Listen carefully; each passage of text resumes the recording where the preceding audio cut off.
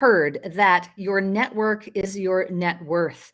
Ella May from One Degree is here with us today to talk about how you, as an entrepreneur, as a business owner, can build your network with high caliber people. High caliber people. Ella May, great to have you here today to talk about this topic, because I think a lot of us in this world of entrepreneurship, we understand the power of networking, and you yourself, being a big time connector and helping people connect with vendors, etc. We understand the idea of networking, the power behind that, but the quality of the networking that you do is really dependent on reaching out to and having high caliber people. I would love for you to start with a definition. What do we mean by high caliber people? I mean, when I think of someone that, first of all, thank you so much for having me. And when I think of someone that I would be interested in connecting with, I've seen enough from them or heard enough about them from people in my network to assure myself that it seems like what this person is up to is something I'd want to be a part of. It seems like they're legit. They seem like their heart is in the right place. And they happen to be 15, 20 steps ahead of me in business. They happen to have an incredible relationship. They're 20 years married and they still not only love each other, but like each other. It's kind of whatever area of your life you're looking to improve is the type of people, whatever area you're looking to improve, surround yourself with the type of people that have already figured that out. Because, oh my God, that's really, really helpful. It's the idea of connecting with people, maybe whose reputation precedes them, right? Like that people that you are like, intrigued by, or they've said something or done something or demonstrated something that made you got to go, that person's legit. I like how you said that legitimacy is one of the things that probably is a standout quality of somebody that would be a high caliber person. And so how do you go about networking? What does it look like in your world in terms of how you connect with people? I mean, now it's so different because my network's grown so exponentially, but I'll tell you what I used to do, and this works like gangbusters, okay? It's a very simple formula, and it involves social media, and it works. So, and this is how I got my first really high-end client, was using this exact process, kind of by accident. So basically, what you want to, first thing you identify is the person you want to connect with. Most likely you're not going to know them. You might not know people who know them personally, but you've seen them online. You've heard enough about them, whatever it is. You've got the person that you want to connect with. What I really encourage you to do is start getting onto their radar by, if they have a podcast, screenshot the podcast, share it to your Instagram story and tag them. DM them, just say, hey, thanks for doing what you do. Like, I really love this thing. But what's really important is that you're giving them free exposure. Anybody who is like worth talking to, their DMs are flooded with asks. Okay. Hey, can you look at this for me? Hey, Cheryl, I want to work for you. I'll do anything. I'll work for free. Well, listen, it still worked for me to train you. Like, you're asking me to do the thinking work and give you a job, right? The biggest thing here is you're just giving them free exposure for no other reason than you enjoy their stuff. This puts you in like the top 2% in their DMs. Very few people just give a gift basically with asking nothing in return. So now you're on their radar. And look, I've showed up in people's DMs like 10, 12 times before they ever were like, oh my God, who are you? Before they saw them. So don't be afraid to just be consistent. Don't be creepy. Don't do it all in one day, but don't be afraid to be consistent with it, right? Eventually, normally what'll happen is they'll like the photo. They'll say, hey, thanks so much. No, like, that's really cool. I'm glad you like the show. I'm glad you like whatever. You say, yeah, it's great. Don't ask for a damn thing. It's great. Thanks so much. Your objective here is not to get 5 minutes with this person. It's to have this person in your corner 20 years from now. That's really, really important. You're playing the long game. You don't need I'm not against this, but you don't need a selfie the first time you meet them. You don't need to you don't really even need to put them on a pedestal. This is someone you want in your corner 20 years from now. If you do business together, if you don't, if you marry them, if you don't, you are totally fine. right? Whatever your goal is here, right? You are totally good. So as you're getting onto their radar, usually these conversations develop fairly organically. Your job now, if this is a successful entrepreneur, which was the networking I was after when I was getting started with my business, any successful, that just got big. Any successful entrepreneur that I know who has created a certain level of wealth has something that has their heart. Okay. And that certain level of wealth is usually just they're good for money. It could be generational. It could be they're just good and they're happy with that. But they've got their moneymaker. They've got their business. Everybody comes to them for their business. Okay. Everybody's like, I can make you more money. I want to work in the business. The business is definitely important to them. It's probably not their heart. There's something that's got them. There's a fulfillment, there's a charity, there's a cause, there's something they want to change in the world. I've only met 2 people in my entire network that had achieved, wealth where they really don't have to work anymore and beyond, who didn't have a thing. One is a very high functioning alcoholic. The other is a sex addict. Both good. I mean, they're not bad people. They're doing cool things with business, but I was like, oh, interesting. The only 2 people I've met that don't have a passion, both have addiction issues. Because we're told our whole lives in the society that like money, be beautiful, be rich, and you're good. And it's just not true. Like life's more than that. That's not the most fulfilling thing. I get it. No, there's something that has your heart, right? Yeah. So once you find out what has their heart, their charity cause, normally this is fairly self-funded. It doesn't get a ton of attention because even the high up entrepreneurs I know, we're all batshit crazy. Like the team, I don't know if I can swear. But the teams are insane. Go ahead, it's fine. The teams are insane. We're running around. We're trying to get things done. Like it's not organized. Like these people that you think have it all together don't. And which is like so relieving. And so they've got something. Once you figure out what their something is, what they're passionate about, this is the key. Then you give them a gift around that. So the first person that I connected with, my first like high-end client that I worked with, we very exact same thing. I just liked his podcast. I would share it to my Instagram story, did it a few times. He replied, no big deal. A few like messages got sent back and forth. And I realized that even though he was a dynamite, like super high-end marketer, he had this really big passion project around addiction and changing the conversation around addiction and helping addiction recovery. So one day, I think I was just bored. I found a really cool interview of him on YouTube interviewing an expert in addiction. And I pulled the video from YouTube, clipped it up in a $20 video editor, threw some captions on it, and said, "Hey, I saw your interview. It was so cool.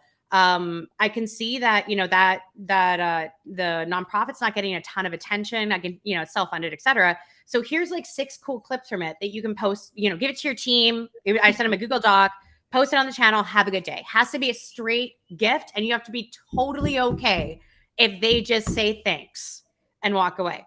So in this case, an hour later, I looked at my phone and my Instagram messages. I had 8 voice messages. He was recording another one. And he was like, "This is so good. Okay. Like, could we do the first one with this catch?" And I'm like, "Yeah, this is great. Keep it coming." And he was like, "Look, are you around?" It was like 7:00 at night. He's like, "Are you around? Can you just jump on Zoom with me right now?" And I was like, "Yeah, of course." We had like a 3-hour Zoom that night.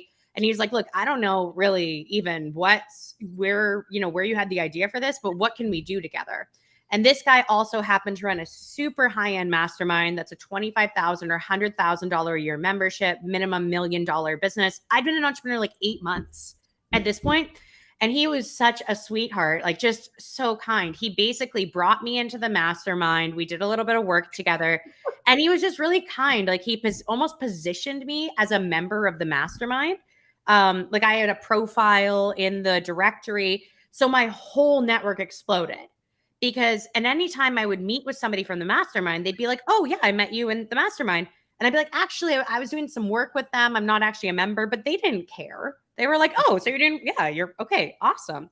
Totally changed my network. So when it's a pretty simple formula. And what I would encourage you to do, especially early on to make this process really valuable, is focus on linchpins. So focus on people that have access to a lot of people. So this is people who run high-end masterminds. This is people who, and once you start getting into getting in and around the crowds for the high-end masterminds that are findable, then you find out about the ones that aren't as public. Right. The secret ones are really like the very low-key ones where they don't advertise. only members can bring other people in. If the person they brought in sucks, they're both out type thing. Those ones are really interesting. And it's just these different clusters of really successful people that want to be around other really bright, sharp-minded entrepreneurs.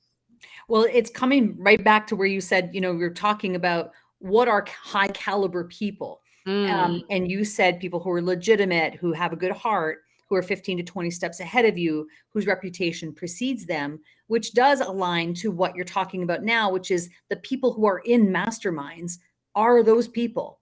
Those are the people. They are high caliber people, right? Mm-hmm. Maybe not 100%, yeah, but I would say the majority of them are. Yeah. And I pay, I mean, now that I am where I am now, I pay a lot of attention to people's character and looking at how they conduct themselves day to day. Because as you start getting into business deals with people, you're working with people, this person might be really, really smart, incredible businessman. But if I know that he's out every weekend cheating on his wife, I don't judge that. I don't care. You do you. You want to be open. You want to sleep around. You do you. But I know if this person's cheating and the marriage isn't open, they're lying to somebody probably every day. They're probably used to lying. I probably would not, for me personally, that's not a deal I'd enter into. I might do work for that person. I'd be apprehensive working with that person. So once you're in and around these, then really pay attention to people's character, how they're treating the people around them. What's their, very few people will show you someone the way their loved ones will, right? So what's their family life like? This is all stuff you should really, working for someone is a little bit different. That's more, you just want to see what they're like with their team, get very clear on the project, very clear on your deliverables. But especially going into deals with people, taking money from people, having them invest in your business, have a voice, or investing in something they're doing, is where you want to know that you want to see them drunk. You want to see the down and dirty and really see, okay, look, everybody's crazy. Everybody's nuts. You need to make sure it's the kind of crazy you're okay with. Right. Like it's the character. Yeah. It's definitely about the character. Yeah. And, you really gave and painted a good example of how using this formula and this framework, which really is really centered on reciprocity, is what I kind of hear, right? It's like this idea of giving without expecting anything in return is a great strategy. And I think it's challenging for people to do that because there's often an ulterior motive. There's you know what I mean? And so it's maybe challenging, but you got to really think about doing that, just being of service, giving without expecting anything in return. And what LMA is talking about here can really, come back to you many, many times over. I want to ask you, what is aside from making, let's say, like making a sale or, what are the other advantages to building a network of this caliber? Oh man, so many things. Yeah, your audience, I assume they're primarily entrepreneurial. Entrepreneurs, coaches, consultants, many people who are still, I guess, growing or maybe overwhelmed with all the things that they have to do as either solopreneurs or people with small teams. Okay, I love this crowd. Okay, perfect. And just because sometimes I can talk, how long do we have? Just so I don't keep maybe 5 more minutes. Cool. Okay. So, and whether you're a new entrepreneur, you're a couple years in, or you're super seasoned, you cannot do this. You should not do this without a support system. And your family, your friends, I'm sure they're amazing. And if they are entrepreneurs, if they have taken this road, cool. If you guys get along, you support each other's vision, that's a support system. If you're like me or most people, where your family, your friends that you grew up with, they're not very entrepreneurial minded, they don't get it. They're great, they're lovely. I'm not saying cut them out of your life at all, but they don't get it. So as an entrepreneur, like the ups and downs are real and they're rough. We see a glamour side of it on social media. But we are way more susceptible to depression, 8 times more likely to have bipolar. Most of us are ADHD. We're all over the place emotionally a lot of the time, right? So you really need, honestly, for like your well-being, your mental health, your soul, people who have walked this road before you who are just in your corner. I have gotten way more value from just being able to call someone who has been through this, who is 10 years ahead of me, saying, hey, I've been in this funk and this depression for like a month now, and I really don't know how to get out of it, and everything's suffering, and I'm just really lost, and I'm not doing good. And and I had a dear friend who walked me through it and was like, cool, I'm going to check in with you in a week. I'm going to check in. Like, that was a conversation that probably saved my life. Like, no joke. So you need that support system. And also it's so valuable. Again, this is why I go the route of, I don't care if we ever do business. If people ask me what my ulterior motive is, they said, why'd you do this? I said, because I hope we'd be friends in 20 years, honestly. Like, that's my ulterior motive, is I hope that one day you're somebody I can have in my corner if you want to be there. Right. Because going the route of playing the long game, having those people around who charge 5-10 grand an hour for their time, that will answer a text from you, that you can call for advice, that you can say, hey, I don't know why, but the ads aren't converting. Like, can I send you a screenshot? Would you mind just looking at it quick for me? And they take 15 minutes to look.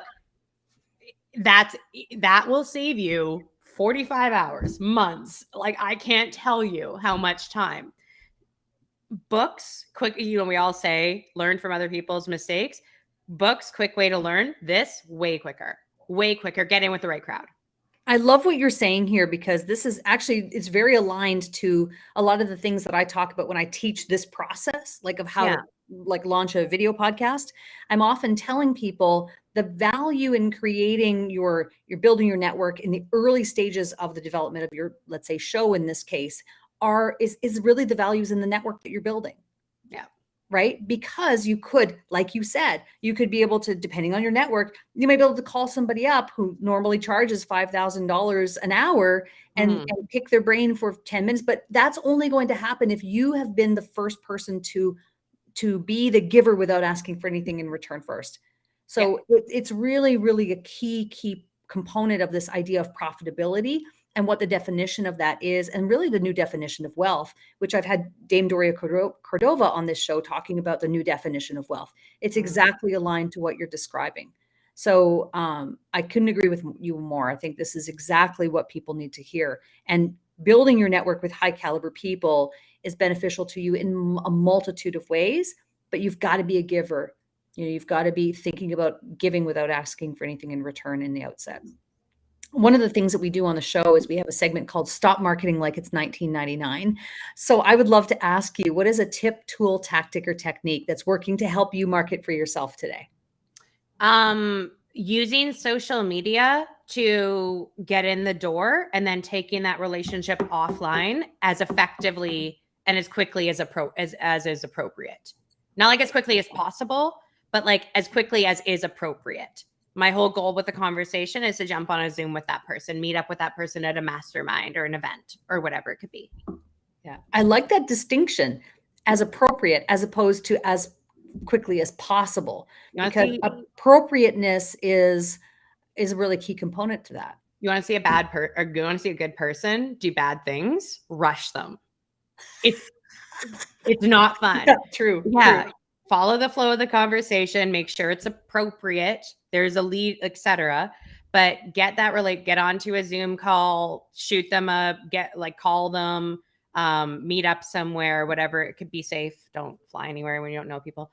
But meet up with them, whatever. And get that relationship more concrete by meeting in person. Yeah. Well, this has been insightful. Thank you so much for being on the show. I'd love for you to promote, a website or how people can connect with you. What's the best way? Honestly, the best way is probably Instagram. Okay. So it's at ella.j.may on Instagram. Okay. You can also go to my site. I think Cheryl has it. Perfect.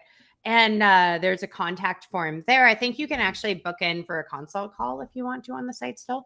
So go for it. Those are free. And that would be the best. Yeah, we'll put the URL in the comments of the video, and then people want to reach out to you. And you are someone who has enriched my life for being part of it. So I really appreciate that, and I really love this conversation. Thank you so much for being on Cash In on Camera. This was so fun. Thank you for having me.